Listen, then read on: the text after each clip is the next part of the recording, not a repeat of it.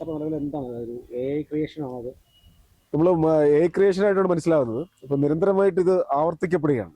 ജനങ്ങൾ ഇപ്പോൾ വലിയ പരിഭ്രാന്തിയൊക്കെ ഉണ്ടാകുന്നു, ഞങ്ങളുടെ ജോലിഭാരം കൂടുന്നു. അപ്പം ഇത്തവണ നമ്മൾ നിയമ നടപടി സ്വീകരിക്കും, കർശനമായ നടപടി സ്വീകരിക്കും.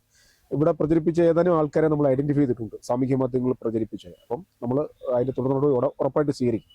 എത്ര പേർക്കായി സാർ നടപടി? ഇപ്പം നമ്മൾ കുറെ ആളുകളുടെ പേര് കിട്ടിയിട്ടുണ്ട്. ആ പേര് നമ്മൾ പോലീസിലേക്ക് കൈമാറും. ഇന്ന ആളുകളാണ് ഇത് പ്രചരിപ്പിച്ചതെന്ന് പറഞ്ഞു. അപ്പോൾ അവർക്കെതിരെ നടപടി, പിന്നെ തുടർ നടപടി പോലീസ് ആയിരിക്കുമല്ലോ സ്വീകരിക്കുന്നത്. പോലീസിൽ പരാതി നൽകിയിട്ടുണ്ട്. പരാതി നൽകും, ഇന്ന് കൊടുക്കും, ഉച്ചയ്ക്ക് ശേഷം കൊടുക്കും.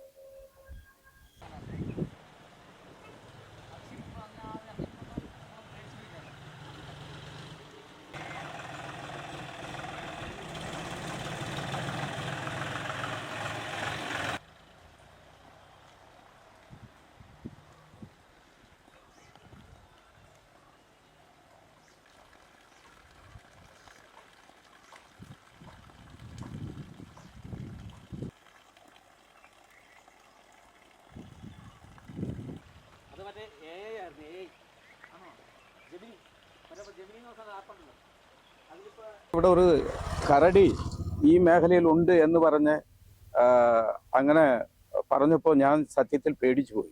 ഞാൻ ദേവളത്തൂർ കമ്മിറ്റിയിലായിരുന്നു. അപ്പോൾ വീട്ടിൽ കയറാൻ പോലും എനിക്ക് പേടി ഉണ്ടായിരുന്നു. പിള്ളേർ വിളിച്ചു പറഞ്ഞു ഇങ്ങനെ കരടി ഉണ്ടെന്ന് പറഞ്ഞിട്ട് ഈ പ്രദേശത്ത് ഇങ്ങനെ എന്നെ വാട്സപ്പിൽ കൂടി വന്നു. ഇവിടുത്തെ മെമ്പർ ശിവകുമാറാണ് എന്നെ ആദ്യം വിളിച്ചിട്ട് എന്നോട് പറഞ്ഞു, അണ്ണാ എവിടെ ഉണ്ട്, പുറത്താണെങ്കിൽ ഇവിടെ കയറി വരരുത്, ഇങ്ങനെ ഒരു ഇത് സംഭവമുണ്ട്, കരടി ഉണ്ട് എന്ന് പറഞ്ഞു. അവൻ ഞാൻ അപ്പോൾ കമ്മിറ്റി കഴിഞ്ഞിട്ട് പാതിരാത്രിയാണ്.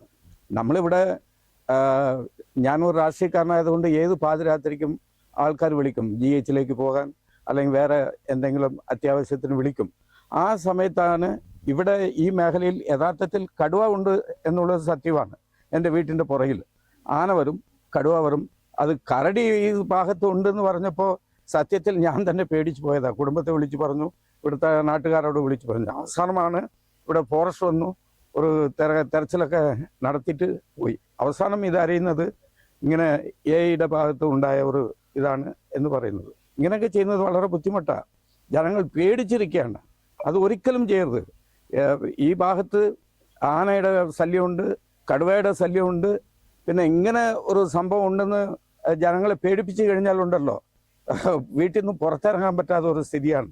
അപ്പം അതുകൊണ്ട് ഇത് ചെയ്തത് വളരെ തെറ്റാണ്. അവരുടെ നടപടി ഉണ്ടാകും.